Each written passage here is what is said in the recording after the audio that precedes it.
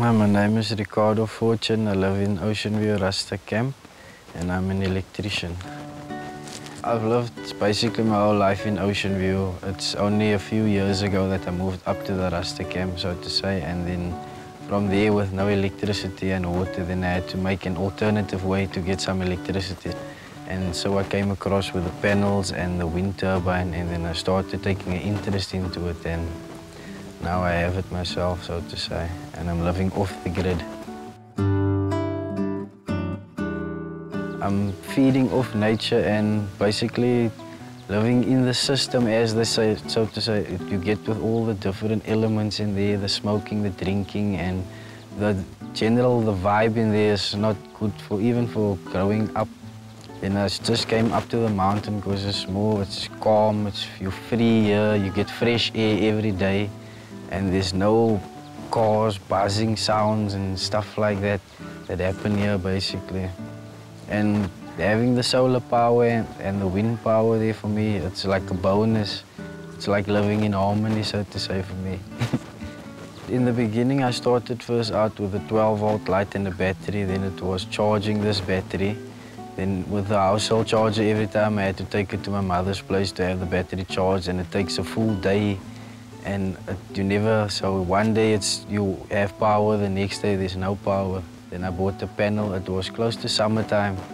Then the charging was going fine, the battery powers were full all day. And then it just came to winter side, then more overcast days started coming, less sunny days and that. Then the power wasn't so good again, and it was almost back to square one. But then I thought about having a wind turbine, because here every evening the wind blows, and basically almost every day we get a lot of wind here. And I started saving some money, then I bought the turbine, and then eventually started getting it up, and after that the power problems are, so to say, solved again for now.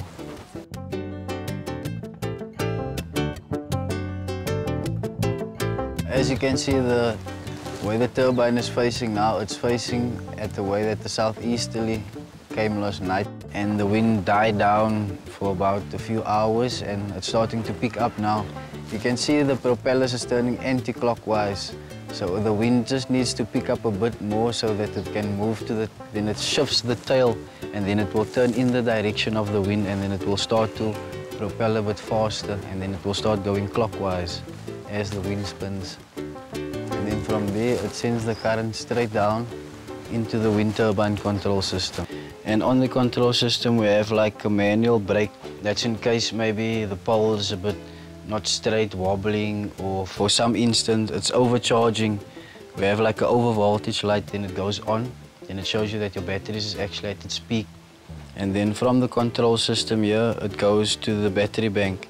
From the panels coming at the top, going to the DB board inside. Then we got the cables coming out into the regulator here. The regulator is the control system basically for all the batteries here, to see that when the panels are charging it, that it doesn't overcharge the battery. So when the battery starts to get full, the regulator automatically switches off the charge, and it turns the light to a green light here at the top here. It will show you orange or red as the batteries deplete itself.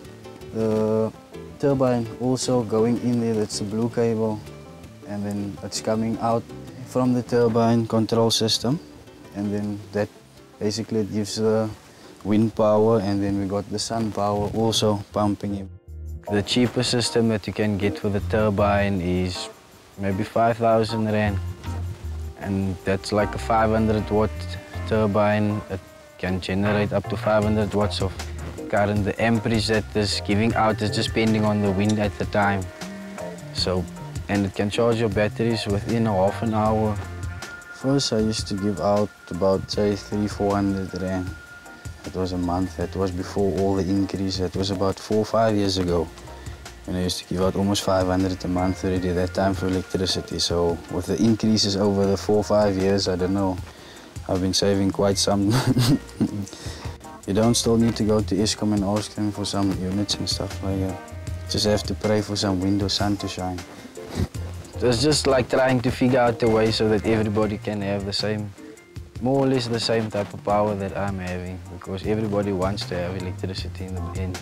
We still got a couple of experiments also going on with normal car alternators and generators that we're trying to, for some of the neighbors, and that they're not that fortunate, so to say, to can just buy something like that. There's few hiccups here and there, so we're still ironing out all the odds and ends there. At the moment, we're just trying, I still want to see if I can have some sort of solar panel, but it's, how can I say, it's having current direct from the panel instead of having a battery, because the battery is expensive. It's more than R1,000 per battery for the proper solar charging battery and that. And for somebody just to take R1,000 and buy something, you're just gonna have to wonder what he's gonna eat for the rest of the month and stuff like that. So it's just trying to get the more convenient way of having electricity. Because there is a direct source of current, it's just a way of containing it in a manner to use it. Like if the sun is out now, you're supposed to be able to watch TV or do anything without having like a bank still storing it, or if the wind just blows with a breeze, then you can have some current, something like that. From inside, from the battery bank, it comes back into the inverter. And the inverter converts the energy from DC to AC. Basically, that's how you can use all your household appliances and so forth. And then we got like a normal 150 watt, it's a S180. It's like a max 180 watt inverter, but it gives you, you can use more, it takes less current from the battery, and you can get a better, a longer way from your battery life, so to say, if you use a smaller one. So when it comes to nighttime, then I'll switch the small one on, then we can use all the lights, and then I know it's not draining all the batteries, it's only taking a little bit from one battery. You start to learn how to use electricity more wisely, because you know in the end, if it's gone, it's not coming back until it generates again. So if it doesn't generate today and you must using it today, then you're not going to have power within the next 3-4 hours again, because you're going to use all your electricity up within an instant. It's the same as using Eskom electricity. Switching on everything, you just bought R100 units today. Tomorrow you have to do the same because you neglected all the lights being on. No, I use almost, not all household appliances, but the basic like television, radio, like lighting all around. I've got my lighting going there.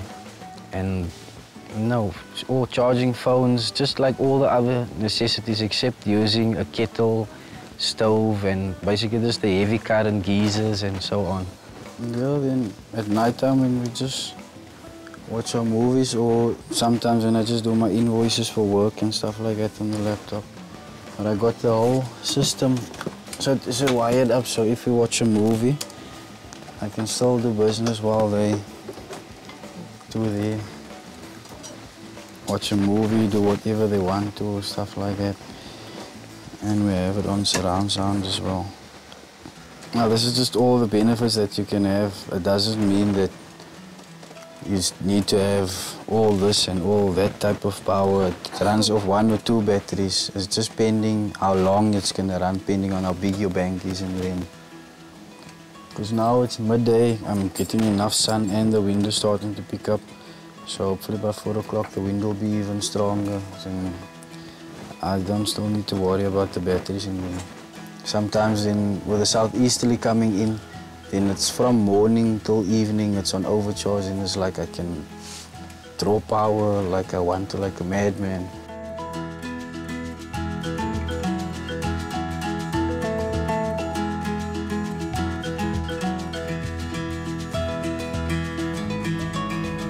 What I do, I have the cordless keyboard and the cordless mouse, and I can just sit down out of their way while they view and have something to watch and so.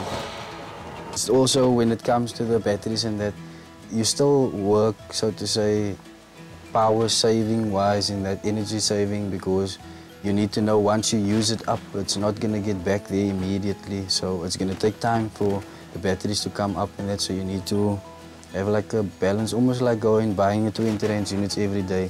So you need your limit that you need to spend, and we know exactly what to do in that. You don't actually need a lot of experience in this. It's basically just like a normal light bulb with having, if you want to connect like when you go to school, they have like a small project where you have to connect a light bulb with a light switch. So it's basically the same thing. It's not like you need to have some high degree or something like that just to do it. Because it's just 2 wires that you need to connect in a certain place, and then from there you just need to read the instructions and you're all set. Because they do have DIY kits in it as well. Because I did my installations myself. It's basically, it's like riding a bike. Once you get on the bike and you rode it, even if you get back on that bike 20 years ago, you already learned it. It's there, it's a footprint is imprinted in your mind, so to say.